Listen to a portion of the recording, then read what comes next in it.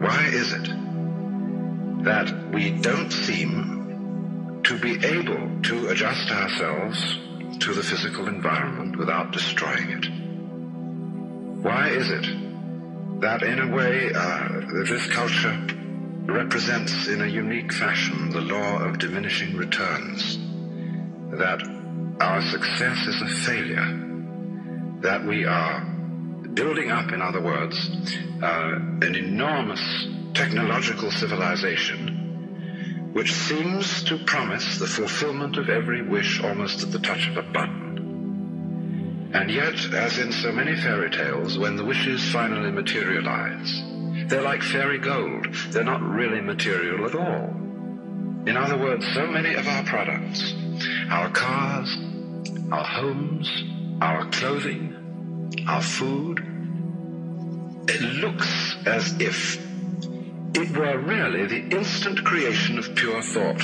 That is to say, it is thoroughly insubstantial, lacking in what the connoisseur of wine calls body. And in so many other ways, the riches that we produce are ephemeral. And as a result of that, we're frustrated. We're terribly frustrated.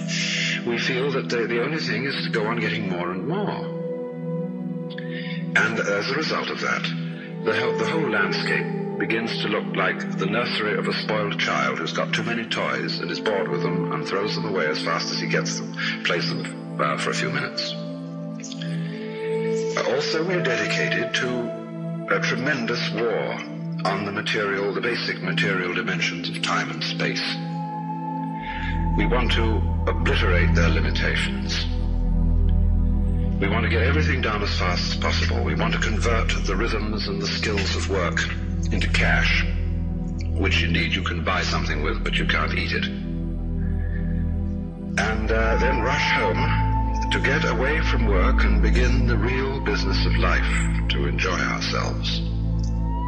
You know, for the vast majority of American families, what seems to be the real point of life, what you rush home to get to, is to watch an electronic reproduction of life. You can't touch it. It doesn't smell, and it has no taste.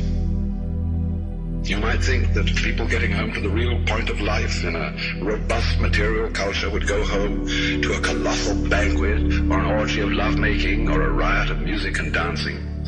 But nothing of the kind. It turns out to be this purely passive contemplation of a twittering screen. You see mile after mile of darkened houses with that little electronic screen flickering in the room. Everybody isolated, watching this thing, and thus in no real communion with each other at all. And this isolation of people into a private world of their own is really the creation of a mindless crowd. And so we don't get with each other, except for public expressions of getting rid of our hostility, like football or prize fighting. And even in the spectacles one sees on this television, it's perfectly proper to exhibit people slugging and slaying each other, but oh dear no, not people loving each other, except in a rather restrained way. One can only draw the conclusion that the assumption underlying this is that expressions of physical love are far more dangerous than expressions of physical hatred. And it seems to me that a culture that has that sort of assumption is basically crazy and devoted, unintentionally indeed, but nevertheless in fact devoted, not to survival, but to the actual destruction of life.